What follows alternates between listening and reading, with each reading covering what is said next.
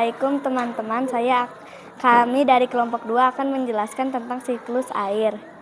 Air yang terkena sinar matahari lalu menguap yang dinamakan evaporasi. Lalu tanaman juga bisa menguap yang dinamakan transpirasi. Lalu uapan itu menjadi awan-awan kecil yang dinamakan kondensasi. Ketika awan-awan kecil itu bergabung menjadi awan-awan besar, lalu terdapat bintik-bintik air yang banyak sekali. Ketika awan-awan besar itu tidak mampu menampung banyak air, lalu turunlah hujan yang dinamakan presipitasi. Lalu air itu turun ke bumi dan ke tanah yang dinamakan infiltrasi. Dan begitulah seterusnya. Assalamualaikum warahmatullahi wabarakatuh.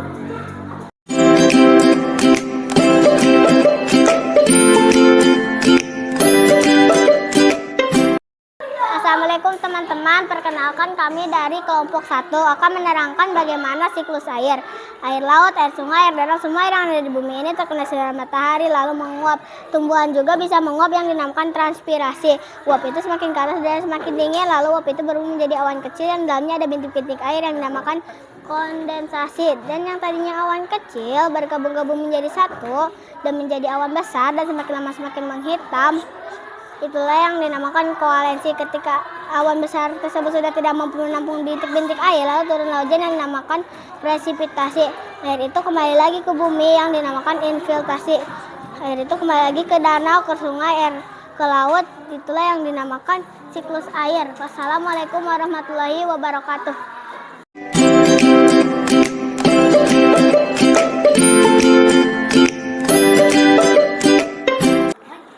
Assalamualaikum, saya dari kelompok 3 akan menjelaskan proses terjadinya hujan dan siklus air. Pertama, air laut, air sungai, dan air danau terkena sinar matahari. Proses ini menguap dan proses ini disebut evaporasi. Tanaman juga dapat menguap yang disebut transpirasi. Uap-uap itu menjadi awan-awan kecil yang ada bintik-bintiknya yang disebut kondensasi. Semakin lama semakin menggabung dan semakin hitam dan tidak bisa menampung air lagi, dan turunlah hujan yang disebut presipitasi. Air itu mengalir ke tanah dan menyerap yang disebut infiltrasi. Assalamualaikum warahmatullahi wabarakatuh.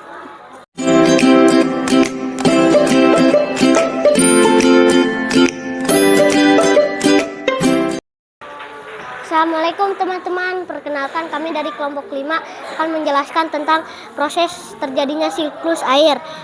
Pertama-tama air laut, air sungai, air danau yang terkena sinar matahari menguap, yang proses tersebut dinamakan evaporasi. Tumbuhan juga memiliki uapan yang sama, proses tersebut dinamakan transpirasi. Lalu uapan tersebut semakin tinggi, semakin dingin, dan berubah menjadi awan-awan kecil yang di dalamnya terdapat bintik-bintik air yang dinamakan kondensasi. Lalu awan-awan kecil tersebut bergabung menjadi besar dan hitam yang di dalamnya banyak sekali bintik-bintik air. Lalu awan hitam tersebut tidak bisa menampung air. Lalu turunlah hujan yang dinamakan presipitasi. Lalu air hujan itu kembali ke tanah yang dinamakan infiltrasi. Proses tersebut dinamakan infiltrasi. Assalamualaikum warahmatullahi wabarakatuh.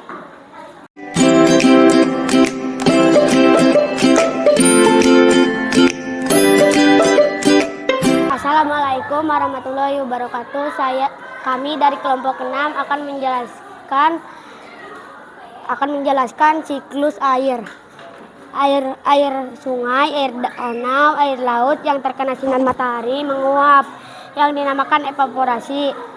Tumbuhan juga sama menguap yang terkena sinar matahari yang dinamakan transpirasi.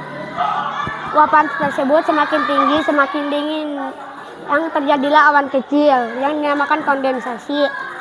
Awan kecil tersebut bergabung menjadi satu yang di dalamnya banyak sekali bintik-bintik air, dan awan besar tersebut tidak bisa menampung lagi air.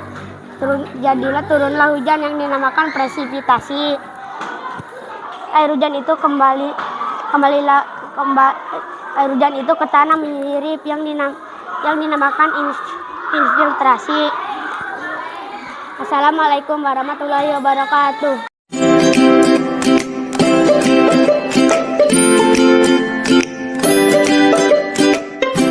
Assalamualaikum warahmatullahi wabarakatuh. Kami dari kelompok 4 akan menjelaskan proses terjadinya siklus air. Pertama-tama air laut, air sungai yang terkena cahaya matahari lalu menguap yang dinamakan evaporasi. Lalu tumbuhan juga bisa menguap yang dinamakan transpirasi. Lalu uapan tersebut semakin tinggi, semakin dingin yang dinamakan kondensasi. Lalu uapan tersebut berubah menjadi awan-awan kecil yang di dalamnya terdapat bintik-bintik air. Lalu awan-awan kecil tersebut bergabung menjadi awan-awan besar yang di dalamnya banyak sekali bintik-bintik air. Lalu awan-awan besar tersebut tidak bisa menampung air tersebut, lalu turunlah hujan yang dinamakan presipitasi. Lalu air itu menyerap ke dalam tanah, lalu kembali lagi ke laut, ke sungai, ke danau, dan lain-lainnya. Wassalamualaikum warahmatullahi wabarakatuh.